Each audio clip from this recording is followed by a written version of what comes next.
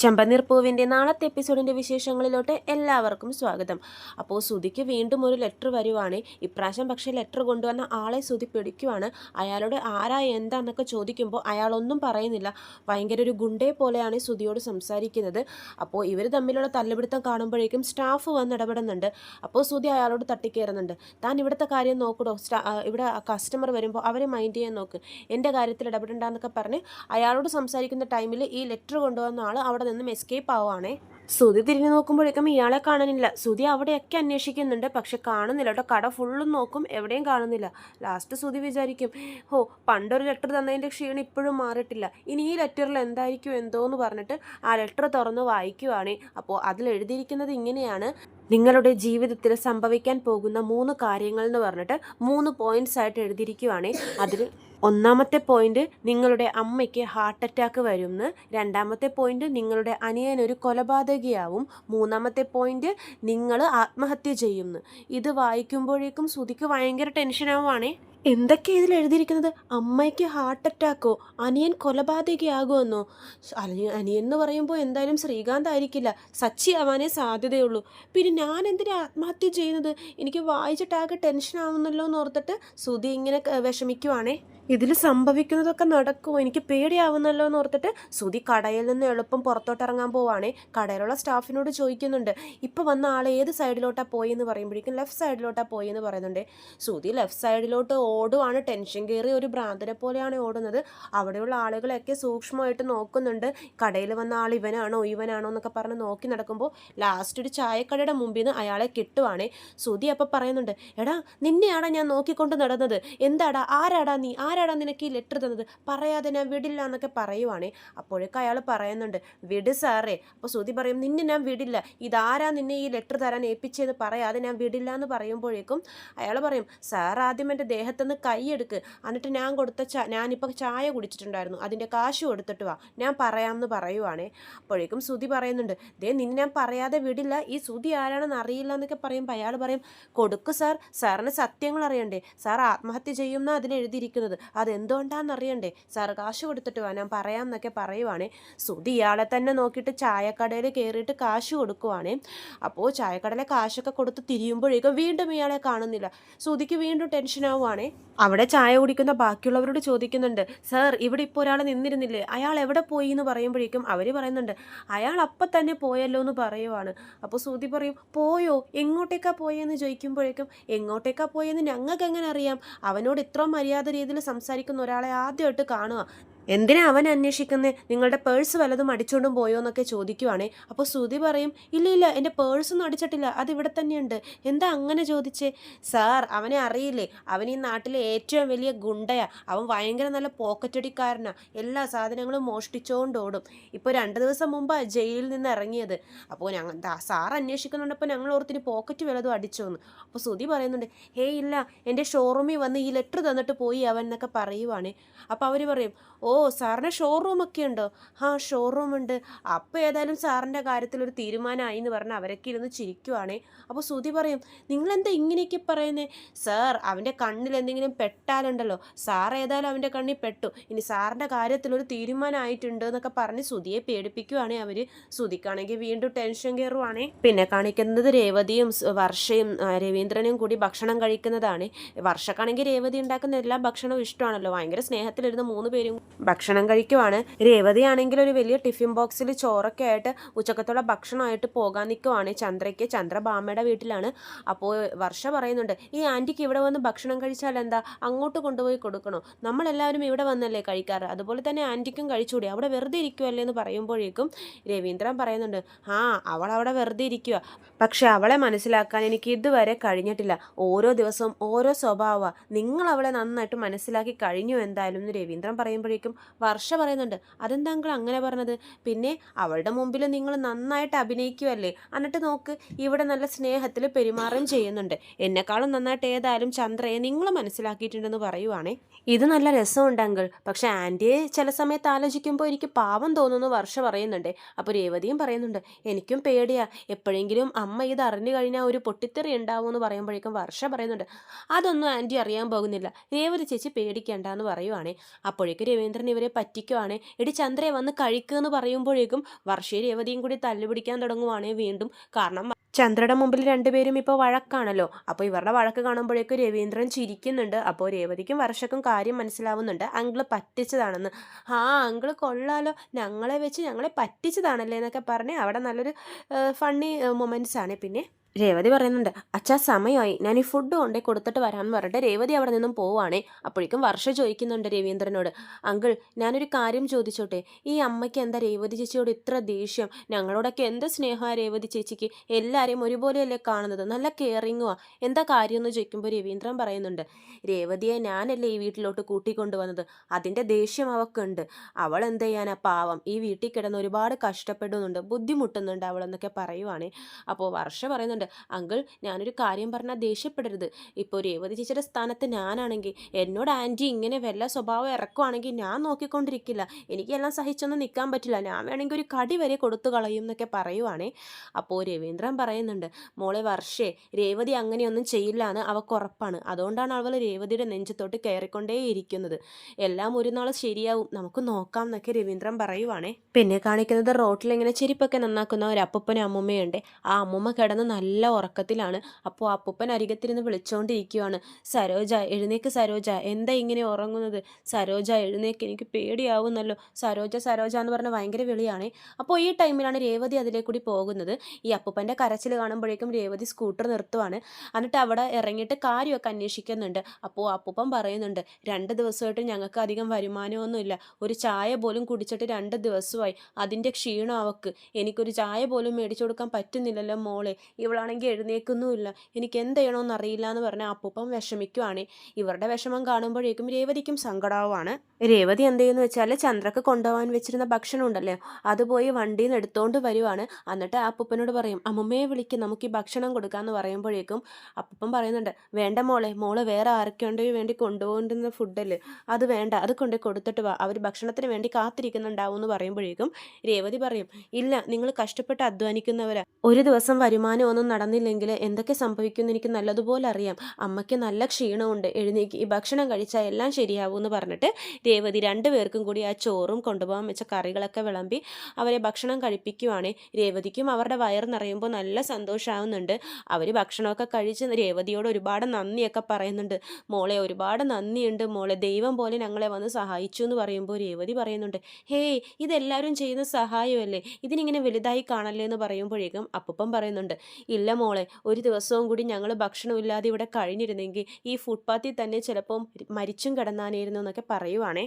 ഞങ്ങളുടെ മക്കൾക്ക് പോലും ഞങ്ങളെ വേണ്ട, പക്ഷേ മോള് ഞങ്ങളെ ഇന്ന് രക്ഷിച്ചു, മോൾക്ക് ഒരുപാട് നന്ദിയുണ്ട്, ദൈവം മോളെ അനുഗ്രഹിക്കട്ടെ, കുട്ടികളൊക്കെ ആയിട്ട് നല്ലൊരു സുഖജീവിതം മോൾക്ക് കിട്ടട്ടെ എന്നൊക്കെ പറഞ്ഞ് അവൻ അനുഗ്രഹിക്കുവാണേ. അപ്പോൾ രേവതി പറയുന്നുണ്ട്, ഞാൻ എപ്പോഴും ഈ വഴിയാണ് പൂ കൊടുക്കാൻ പോകുന്നത്, അപ്പോൾ നിങ്ങൾക്ക് ഉച്ചക്കുള്ള ഭക്ഷണം എന്തായാലും ഞാൻ ഡെയിലി കൊണ്ടുതരാമെന്ന് പറയുമ്പോഴേക്കും അവർ പറയും, അതൊന്നും വേണ്ട മോളെ എന്ന് പറയുമ്പോഴേക്കും രേവതി പറയുന്നുണ്ട്, എൻ്റെ അപ്പൂപ്പനും അമ്മൂമ്മയ്ക്കും ഞാൻ ഇതൊക്കെ ചെയ്തു കൊടുക്കുന്നത് പോലെ കണ്ടാൽ മതി. എന്നിട്ട് ബേഴ്സിലിരുന്ന കാശും അവർക്ക് കൊടുക്കുന്നുണ്ട്, അവരത് മേടിക്കാനൊന്നും കൂട്ടാക്കുന്നില്ല. അപ്പോൾ രേവതി പറയുന്നുണ്ട്, എന്നെ നിങ്ങളുടെ മകളായിട്ട് കണ്ടിത് മേടിക്കൂ എന്നൊക്കെ പറഞ്ഞ് നിർബന്ധിച്ച് കൊടുക്കുവാണ്. രാത്രി ഭക്ഷണം കഴിക്കണം, വിശന്നിരിക്കരുത് എന്നൊക്കെ പറയുന്നുണ്ട് അവരോട്. എന്നിട്ട് രേവതി സ്കൂട്ടർ എടുത്ത് പോകാൻ പോകുമ്പോഴേക്കും രേവതിക്ക് കോൾ വരുവാണ്. നമ്മുടെ ചന്ദ്രയാണ് വിളിക്കുന്നത്. ചന്ദ്ര അവിടെ വിശന്നിരിക്കുവാണല്ലോ. എന്താടി 1 മണിയായാലോ, ഇത്ര നേരിട്ട് ഭക്ഷണം എന്താ കൊണ്ടുവരാത്തെന്ന് പറയുമ്പോഴേക്കും രേവതി പറയുന്നുണ്ട്, ഇപ്പം കൊണ്ടുവരാം അമ്മേ, ഞാൻ ഇപ്പം എത്തും എന്നൊക്കെ പറയുവാണ്. എന്നിട്ട് രേവതി എന്ത് ചെയ്യുമെന്ന് വെച്ചാൽ കടയിൽ നിന്ന് 2 ബിരിയാണി മേടിച്ചുകൊണ്ടും നേരെ പോകുവാണേ. അപ്പോൾ ചന്ദ്രയാണെങ്കിൽ അവിടെ ദേഷ്യം വന്നിരിക്കുവാണ്, എന്താടി ഇത്ര ലേറ്റ് ആയത്, കൊണ്ടുപോയി പ്ലേറ്റിൽ എനിക്ക് ഭക്ഷണം ഇട്ടുകൊണ്ട് വാ എന്നൊക്കെ പറയുന്നുണ്ട് രേവതിയോട്. രേവതി ബിരിയാണി എടുത്തുകൊണ്ട് വരുമ്പോഴേക്കും ചന്ദ്ര ചോദിക്കും, ഇന്ന് ബിരിയാണിയാണോ ഉണ്ടാക്കിയത് വീട്ടിൽ? അപ്പോൾ രേവതി ഒന്നും മിണ്ടുന്നില്ലേ, നീ എന്താ കടയിൽ നിന്ന് മേടിച്ചുകൊണ്ട് വന്നതാണോ ഈ ബിരിയാണി എന്നൊക്കെ ചോദിക്കുവാണ്. എന്താ വീട്ടിലൊന്നും ഉണ്ടാക്കിയില്ലെന്ന് പറയുമ്പോഴേക്കും രേവതി പറയുന്നുണ്ട്, പൂ കൊടുക്കാൻ പോയെടുത്ത് കുറച്ച് ലേറ്റായിപ്പോയി, അപ്പോൾ വീട്ടിൽ പോയി ഭക്ഷണം എടുക്കാനുള്ള ടൈം കിട്ടിയില്ല, അതാ ഞാൻ പുറത്തുനിന്ന് മേടിച്ചുകൊണ്ട് വന്നെന്ന് പറയുമ്പോൾ ഭാമ പറയും, അതിനിപ്പോൾ എന്താ ചന്ദ്രേ കുഴപ്പം, രാവിലെയും കൂടി ഞാൻ വിചാരിച്ചേ ഉള്ളൂ ബിരിയാണി തിന്നണമെന്ന്, ഇപ്പോൾ ഏതായാലും രേവതി എൻ്റെ മനസ്സറിഞ്ഞ് കൊണ്ടുവന്നു, വാ നമുക്ക് കഴിക്കാം എന്നൊക്കെ പറയുവാണേ. അപ്പോൾ രേവതി പറയും, എനിക്ക് 2-3 സ്ഥലത്തും കൂടി പൂ കൊടുക്കാനുണ്ട്, ഞാൻ പോവാമെന്ന് പറഞ്ഞിട്ട് രേവതി അവിടെ നിന്നും പോകുന്നുമുണ്ടേ. പിന്നെ കാണിക്കുന്നത് ചന്ദ്രോദയത്തിലെത്തിയിട്ട് ഇങ്ങനെ ബിരിയാണി തിന്നത് പിടിച്ചില്ല, ഭയങ്കര ബുദ്ധിമുട്ടായിട്ടിരിക്കുകയാണ് വയറ്റിന്. രേവതിയാണെങ്കിൽ ജീരകവെള്ളം അങ്ങനെ ഒരുപാട് ഇതൊക്കെ ഉണ്ടാക്കി കൊടുക്കുന്നുണ്ട്. അപ്പോൾ രവീന്ദ്രൻ ചോദിക്കുന്നുണ്ട്, ഇതെന്താ ചന്ദ്ര നിനക്ക് വയ്യേ? അപ്പോൾ ശ്രുതി പറയുന്നുണ്ട്, അമ്മ ബിരിയാണി കഴിച്ചിട്ട് പിടിച്ചില്ലാന്ന് തോന്നുന്നു, അസിഡിറ്റി ആയി, അതിൻ്റെ പ്രശ്നങ്ങളാന്ന് പറയുമ്പോഴേക്കും സച്ചി പറയുന്നുണ്ട്, ഓ ബിരിയാണിയൊക്കെ തിന്നാണ് ഇരിക്കുന്നത്. അപ്പോൾ രവീന്ദ്രൻ ചോദിക്കുന്നുണ്ട്, നീ എന്തിനാണ് ഈ ബിരിയാണി തിന്നത്?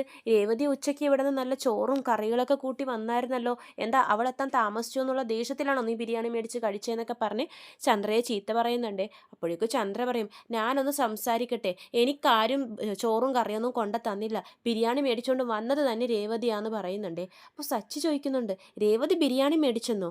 രേവതി നീയല്ലേ രാവിലെ അമ്മയ്ക്ക് ചോറും കറിയും കൊണ്ട് കൊടുക്കണം എന്നൊക്കെ പറഞ്ഞത്? അപ്പോൾ രവീന്ദ്രനും പറയുന്നുണ്ട്, ഹാ ഇവൾ ഇവിടെ നിന്നും അതൊക്കെ ആയിട്ട് പോയതാണല്ലോ, പിന്നെ എങ്ങനെ നിൻ്റെ അടുത്തെത്തിയപ്പോൾ അത് ബിരിയാണി ആയി എന്നൊക്കെ ചോദിക്കുവാണേ. അപ്പോൾ ചന്ദ്ര പറയുന്നുണ്ട്, എന്താടി നീ എനിക്ക് ബിരിയാണിയിൽ വല്ലതും കലക്കി തന്നിട്ടാണോ കൊണ്ടുവന്നതെന്നൊക്കെ ചോദിച്ച് ചീത്തയും പറയുന്നുണ്ടേ.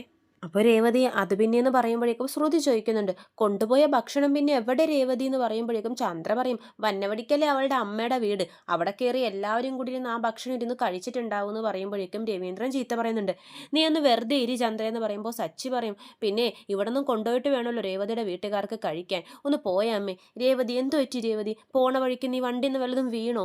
അപ്പോൾ ചോറൊക്കെ കൊട്ടിപ്പോയോ? നിന്റെ കൈക്കൊക്കെ എന്തെങ്കിലും പറ്റിയോ എന്നൊക്കെ പറഞ്ഞ് രേവതിയുടെ കൈയൊക്കെ നോക്കുന്നുണ്ടേ സച്ചി. ഏയ് അങ്ങനെയൊന്നും സംഭവിച്ചിട്ടില്ല സച്ചിയേട്ടാന്ന് പറഞ്ഞിട്ട് രേവതി നടന്ന കാര്യങ്ങളൊക്കെ പറയുവാണേ. അപ്പോഴേക്കും സച്ചിക്ക് ഭയങ്കര സന്തോഷമാവുന്നുണ്ട്. ഇത് നല്ല കാര്യമല്ലേ, രേവതി ചെയ്തത് നല്ല കാര്യമല്ലേ, ഇത് പറയാൻ എന്തിനാ നീ പേടിക്കുന്നതെന്ന് പറയുമ്പോഴേക്കും ചന്ദ്ര പറയുന്നുണ്ട്, പിന്നെ ഇതാണല്ലോ നല്ല കാര്യം എന്ന് പറയുമ്പോൾ രവീന്ദ്രൻ പറയുന്നുണ്ട്, വിശന്ന വയറിന് ചോറ് കൊടുക്കുന്നതിനേലും വലിയൊരു പുണ്യം വേറെയില്ല ചന്ദ്ര എന്നൊക്കെ പറയുവാണേ. ചന്ദ്രക്ക് അതൊന്നും പിടിക്കുന്നില്ല. ചന്ദ്ര വീണ്ടും വീണ്ടും ചീത്ത പറയുന്നുണ്ട്, പിന്നെ പിച്ചക്കാർക്കൊക്കെ വീട്ടിലുള്ള ഭക്ഷണമല്ലേ കൊണ്ടുപോയി കൊടുക്കുന്നത്, അവരെന്തെങ്കിലും ചോദിച്ചിട്ടുണ്ടെങ്കിൽ 5-10 കൊടുത്തിട്ട് വരണം, അല്ലാതെ എനിക്ക് കൊണ്ടുവന്ന ഭക്ഷണമല്ല അവർക്ക് കൊടുക്കേണ്ടതെന്നൊക്കെ പറയുവാണ്. അപ്പോൾ സച്ചി പറയുന്നുണ്ട്, നമുക്ക് ചെവി കേൾക്കുന്നില്ലേ, അവരൊന്നും പിച്ചക്കാരല്ല, അവൾ പറഞ്ഞത് കേട്ടില്ലേ, അവർ കഷ്ടപ്പെട്ട് അധ്വാനിച്ച് ജീവിക്കുന്ന ചെരുപ്പ് തുന്നൽക്കാരാ, ഇവിടെ ഒരു മകനുണ്ടല്ലോ അമ്മയുടെ ഓട്ടക്കാരൻ, അവനാണ് പിച്ചക്കാരൻ എന്ന് സച്ചി പറയുമ്പോഴേക്കും ശ്രുതിക്കും ചന്ദ്രക്കൊക്കെ ദേഷ്യം വരുന്നുണ്ട്. എന്തിനാ ഇപ്പം ശ്രുതിയുടെ കാര്യം ഇതെന്ന് ചോദിക്കുമ്പോഴേക്കും സച്ചി പറയുന്നുണ്ട്, അവനിതിൽ എക്സ്പീരിയൻസ് ഉള്ള ആളാണല്ലോ അതുകൊണ്ട് പറഞ്ഞതാന്നൊക്കെ പറയുവാണേ.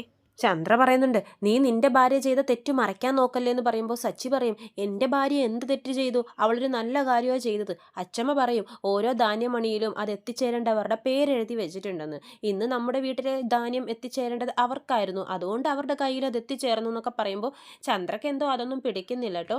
നീ നിന്റെ ഭാര്യയെ രക്ഷിക്കാൻ ഇങ്ങനെ ഓരോന്നും പറഞ്ഞുകൊണ്ടിരിക്കുമെന്ന് പറയുമ്പോഴേക്കും സച്ചി പറയുന്നുണ്ട്, ഞാനേ നെഞ്ചു നിവർത്തി തന്നെ പറയും എൻ്റെ ഭാര്യ ഒരു പുണ്യപ്രവർത്തിയാണ് ചെയ്തതെന്ന്. അപ്പോൾ ചന്ദ്ര പറയും, അതെ കണ്ടതൊക്കെ മേടിച്ചു തന്നെ എൻ്റെ വയറ് ചീത്താക്കി അവളെന്ന് പറയുവാണേ. ചന്ദ്രേ, നിന്റെ പ്രവൃത്തി കാരണമാണ് നിനക്കത് വയറിന് പിടിക്കാതിരുന്നത്, നിന്റെ വായിന്ന് വരുന്ന വാക്കൊന്നും നല്ലതല്ല, അതാ ഇങ്ങനെ ആയെന്നൊക്കെ പറയുമ്പോൾ ചന്ദ്ര പറയും, നിങ്ങളെന്താ ഇങ്ങനെയൊക്കെ പറയുന്നത്, പിന്നെ ഇല്ലാതെ ഒരാൾ വിശന്ന വയറുമായിട്ടിരിക്കുമ്പോൾ അയാളെ മൈൻഡ് ചെയ്യാതെ ഇവൾ ഇങ്ങോട്ട് വന്നിരുന്നെങ്കിൽ അതിൻ്റെ ശാപം നമുക്കേ കിട്ടത്തുള്ളൂ, ഇതിപ്പോൾ ഇത്രയും നല്ലൊരു കാര്യം രേവതി ചെയ്തിട്ട് വിശന്ന ഒരാൾക്ക് ഭക്ഷണം കൊടുക്കുന്നതാണ് ഈ ലോകത്തിലെ ഏറ്റവും വലിയ ദാനം, അന്നദാനമാണ് മഹാദാനം എന്നൊക്കെ രവീന്ദ്രൻ പറയുന്നുണ്ട്. അപ്പോൾ ചന്ദ്ര പറയും, അതിന് എൻ്റെ വീട്ടിലെ ചോറെടുത്തും കൊണ്ട് കൊടുക്കണമെന്നൊക്കെ ചോദിക്കുവാണ്. സച്ചിയും രേവതിയും സമ്പാദിക്കുന്നുണ്ട്, ഇവിടുത്തെ വീട്ടു ചെലവിന് അവരും ഒരു കാശ് തരുന്നുണ്ട്, അപ്പോൾ പിന്നെ അവർക്ക് കൊടുക്കാനുള്ള എല്ലാ അവകാശവും ഉണ്ട് ചന്ദ്രേ, നീ അതിൽ കയറി ഇടപെടാൻ നിൽക്കണ്ട, ഇവള് ചെയ്ത പുണ്യപ്രവർത്തിനെ നീ ഒന്ന് പൊക്കി പറഞ്ഞില്ലെങ്കിലും ശരി, അതിനെ അപമാനിച്ച് സംസാരിക്കല്ലേ എന്നൊക്കെ പറയുവാണ്. സച്ചി ഓടിപ്പോയി കുറച്ച് മുളകൊക്കെ എടുത്തോണ്ട് വന്നിട്ട് രേവതിയെ ഒഴിഞ്ഞിടാൻ നോക്കുവാണ്. അപ്പോഴേക്കും രേവതി പറയും, എന്തിനാ സച്ചിയേട്ട ഇത്, ഇന്ന് നീ ഇത്ര നല്ലൊരു കാര്യം ചെയ്തില്ലേ, കണ്ണ് തട്ടണ്ട, നിന്നൊന്ന് ഒഴിഞ്ഞിടട്ടെ എന്നൊക്കെ പറഞ്ഞ് ഒഴിഞ്ഞിടുന്നുണ്ട്. അപ്പോൾ എന്നിട്ട് തുപ്പാനൊക്കെ പറയുന്നുണ്ട് സച്ചി. അപ്പോൾ ചന്ദ്രം ഇങ്ങനെ പറയുന്നുണ്ട്, തുപ്പിക്കോ, ഒരു കാലത്ത് എല്ലാവരും കൂടി നിന്റെ മുഖത്ത് തുപ്പുന്നൊരു സമയം വരുവടി എന്നൊക്കെ പറഞ്ഞ് ചന്ദ്ര ഇങ്ങനെ ദേഷ്യപ്പെടുവാണ്. അത് കഴിഞ്ഞ് രാത്രി ആകുമ്പോഴേക്കും നമ്മുടെ ശ്രുതിയും കിടക്കുന്നതാണ് കാണിക്കുന്നത്. ശ്രുതിക്കാണെങ്കിൽ ഉറക്കമൊന്നും വരുന്നില്ല, ഇങ്ങനെ ആ കത്തിനെ പറ്റി തന്നെ ആലോചിച്ചുകൊണ്ടിരിക്കുവാണ്. ആ ലെറ്റർ എടുത്ത് നോക്കിക്കൊണ്ടിരിക്കുന്നുണ്ട്. എന്നിട്ട് പറയും, ഇത് ഞാൻ ആരോട് പറയും, ശ്രുതിയെ വിളിച്ച് പറഞ്ഞാലോ, ഓ നല്ല ഉറക്കമാണ്, അവളെ ഇപ്പം വിളിച്ചു കഴിഞ്ഞാൽ എന്നെയൊക്കെ ഇട്ട് നല്ല ചീത്ത കൊള്ളും, അമ്മയെ വിളിക്കാം. എന്നിട്ട് ചന്ദ്രയെ എടുത്ത് ഫോൺ വിളിക്കുവാണ്. മുകളിൽ ടെറസിൽ പോയിട്ടാണ് ശ്രുതി വിളിക്കുന്നത്. ചന്ദ്ര ഫോൺ എടുത്ത് സംസാരിക്കുന്നുണ്ട്. എന്താടാ ശ്രുതി എന്ന് പറയുമ്പോൾ ശ്രുതി പറയും, അമ്മേ എനിക്കൊരു കാര്യം പറയാനുണ്ടെന്ന് പറയുമ്പോൾ, ഇത്ര നേരം ഞാൻ അവിടെ പുറത്തായിരുന്നില്ലേ, അപ്പം പറഞ്ഞൂടെ എന്ന് ചോദിക്കുവാണ്. അപ്പോൾ ശ്രുതി പറയും, അമ്മേ ഒന്ന് മോളിലോട്ട് വാ, അത്യാവശ്യമാണെന്ന് പറയുമ്പോഴേക്കും ചന്ദ്ര പോകുവാണേ. എന്താടാ ഇന്ന് എൻ്റെ ഉറക്കം കളയാൻ വേണ്ടി നീ എന്ത് കാര്യമാണ് പറയാൻ പോകുന്നെന്ന് പറയുമ്പോഴേക്കും ശ്രുതി പറയുന്നുണ്ട്, അമ്മേ അന്ന് എനിക്കൊരു ലെറ്റർ വന്നായിരുന്നില്ലേ, അതുപോലൊരു ലെറ്റർ വീണ്ടും വന്നു എന്ന് പറയുമ്പോൾ ചന്ദ്ര പറയും, എടാ പോസ്റ്റ്മാനാ സാധാരണ ലെറ്റർ കൊണ്ടുവരാറ്, ഇതെന്താടാ ആളാൾ വന്ന് നിനക്ക് ലെറ്റർ തന്നു പോകുന്നത്. അപ്പോൾ ശ്രുതി പറയുന്നുണ്ട്, അമ്മേ അത് കണ്ടപ്പോൾ തൊട്ട് എൻ്റെ ഉറക്കമൊക്കെ പോയിരിക്കുക അമ്മേ. അപ്പോൾ ചന്ദ്ര പറയും, എന്താ ആ ലെറ്ററിൽ, അത് അമ്മ തന്നെ വായിച്ചു നോക്കുമെന്ന് പറഞ്ഞിട്ട് ആ ലെറ്റർ ചന്ദ്രക്ക് കൊടുക്കുവാണേ. ചന്ദ്ര ലെറ്റർ തുറന്ന് ഫസ്റ്റ് പോയിന്റ് വായിക്കുമ്പോഴേക്കും ചന്ദ്ര അങ്ങോട്ട് ഞെട്ടിപ്പോവാണ്. ചന്ദ്രയ്ക്ക് ഹാർട്ട് അറ്റാക്ക്, ലെറ്റർ കയ്യിൽ നിന്നും താഴെ പോവാണ്. അപ്പോൾ ശ്രുതി പറയുന്നുണ്ട്, ഇതെന്താ ഫസ്റ്റ് പോയിന്റ് വായിച്ചപ്പോൾ തന്നെ അമ്മയുടെ ബോധം പോയോ, അമ്മയെ ബാക്കിയും കൂടി വായിക്കുമെന്ന് പറഞ്ഞ് ലെറ്റർ എടുത്ത് കൊടുക്കുന്നുണ്ട്. അപ്പോൾ ബാക്കി 2 ലെറ്റർ പോയിന്റും കൂടി വായിക്കുന്നുണ്ട്. അനിയൻ ഒരു കൊലപാതകയാവുമെന്നും ശ്രുതി ആത്മഹത്യ ചെയ്യുന്നുള്ളത് പോയിന്റ് വായിക്കുമ്പോഴേക്കും ചന്ദ്ര പറയും, ഇതെന്താണ് ഇങ്ങനെയൊക്കെ എഴുതിയിരിക്കുന്നത്. അപ്പോൾ ശ്രുതി പറയും, അമ്മയെ ഞാൻ ആത്മഹത്യ ചെയ്യുന്നൊക്കെ എഴുതിയിരിക്കുന്നതെന്ന് പറയുമ്പോൾ ചന്ദ്ര പറയുന്നുണ്ട്, ഞാൻ പോവൂന്നും എഴുതിയിട്ടുണ്ട്, അത് നിനക്ക് പ്രശ്നമായിട്ട് തോന്നുന്നില്ല എന്ന് പറയുമ്പോഴേക്കും ശ്രുതി പറയുന്നുണ്ട്, അമ്മേ എനിക്കിത് വായിച്ചപ്പോൾ തൊട്ട് എന്ത് ചെയ്യണം എന്നറിയില്ല, ഇതൊക്കെ നടക്കാൻ പോകുന്ന കാര്യങ്ങളാണെന്നാണ് എഴുതിയിരിക്കുന്നതെന്നൊക്കെ പറയുവാണേ. അപ്പോൾ ചന്ദ്ര പറയും, ഇതാരെങ്കിലും നിന്നെ പറ്റിക്കാൻ വേണ്ടി ചെയ്ത പണിയായിരിക്കുമോടാ അമ്മ, ചിലപ്പിന് ഇതങ്ങനെ അല്ലെങ്കിലോ, ശരിക്കും നടക്കാനുള്ള കാര്യമാണെങ്കിലോ എന്ന് പറയുമ്പോൾ ചന്ദ്രക്ക് ടെൻഷനാവുകയാണേ. ചിലപ്പോൾ ഒരു കള്ളൻ നമ്മുടെ വീട്ടിൽ കയറുവാണ്, എന്നിട്ട് നമ്മുടെ അച്ഛൻ അയാളെ കുത്തിക്കൊല്ലുവാണ്.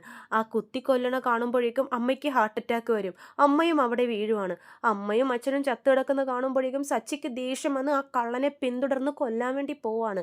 കള്ളൻ മോള് ടെറസിൽ ഓടിപ്പോകുമ്പോൾ ശ്രുതി അവിടെ ഉണ്ടാവും. ശ്രുതിയെ കാണുന്നതും കള്ളൻ ശ്രുതിയെ മേളിൽ നിന്നും താഴെ തള്ളി താഴെയിട്ട് അവളും ചാകുന്നു. ശ്രുതി ചത്തല്ലോ എന്നോർത്തിട്ട് ഞാനും ആത്മഹത്യ ചെയ്യുന്നു. ഈ എല്ലാ ദേഷ്യവും കാരണം സച്ചി അയാളെ കുത്തി കുത്തി കൊല്ലുന്നു.